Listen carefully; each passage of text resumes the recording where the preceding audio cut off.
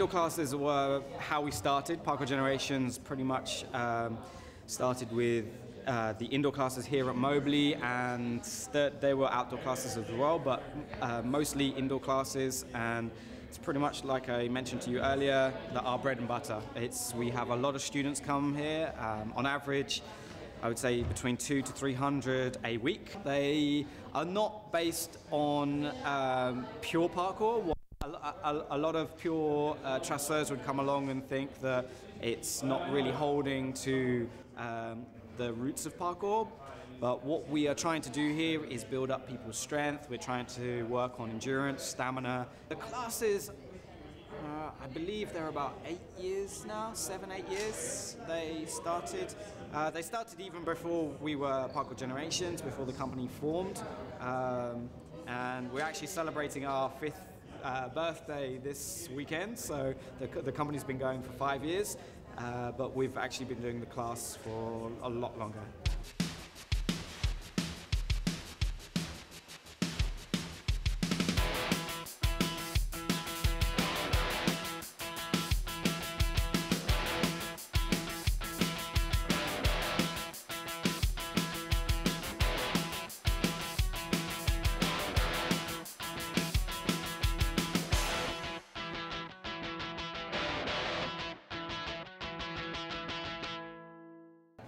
You can definitely tell the difference between how it started.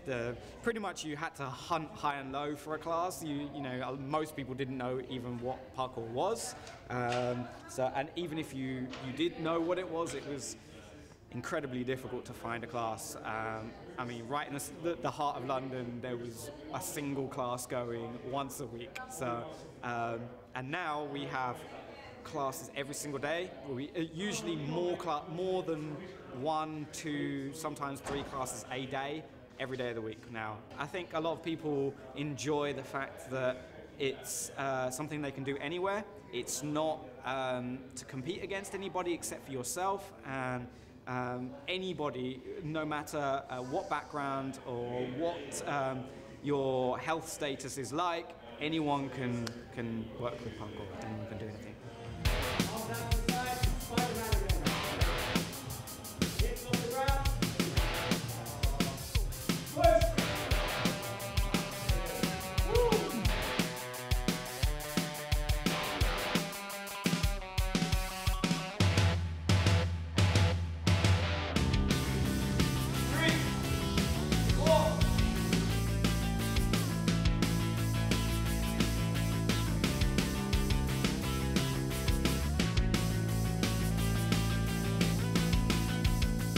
So in contrast to our indoor classes, the outdoor ones are, I'd say, much more realistic. They're much more about where parkour came from.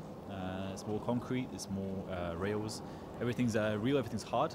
And in contrast to the indoor class, where everything's quite soft and safe, most people find the first time they come outside, it's a little bit intimidating for them, but they end up enjoying the outside environment a bit more because everything's a bit more realistic and a bit more involved.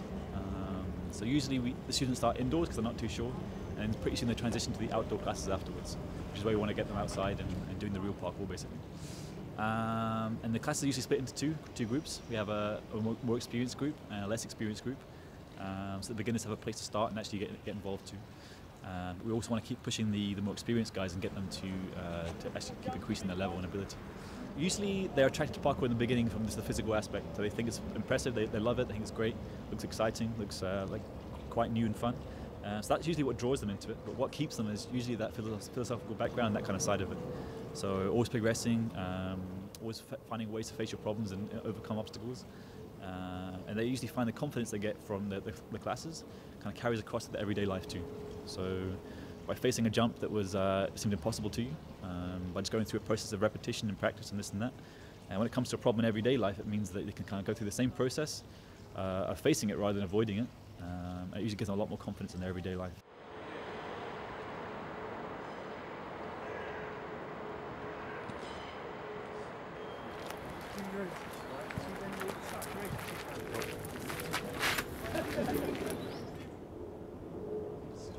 It's massively, overcoming the fear is massively psychological. I mean, yes, you know, you train your body, so you become stronger and fitter and faster and more agile and more coordinated and better balance and all this sort of stuff. So you are your physical capabilities are better, and therefore you're more likely to be able to overcome the challenges that you encounter.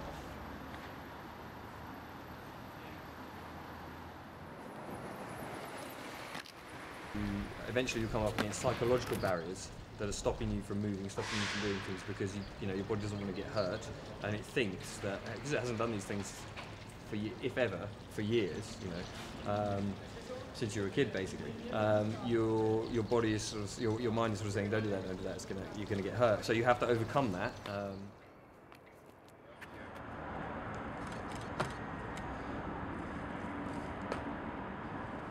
Physical training is one way, but sooner or later you have to find some kind of psychological key in a way to sort of unlock your mind to be able to do it. And everyone has, I guess, a different key. Everyone has a different approach to doing that. Some people have rituals, some people have kind of a word they'll say, some people will break the jump down as much as possible, some people will train in groups and use the strength of their friends to do it.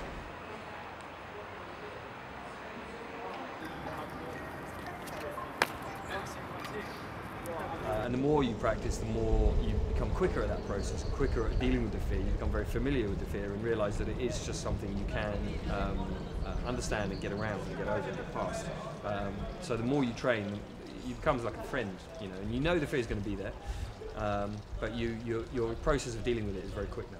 So you can handle it much better, and therefore you sort of the fear goes away for those things. But then as you progress, you'll come up against harder and harder challenges, and the fear comes back. The fear never really goes away. You just become better at dealing with it.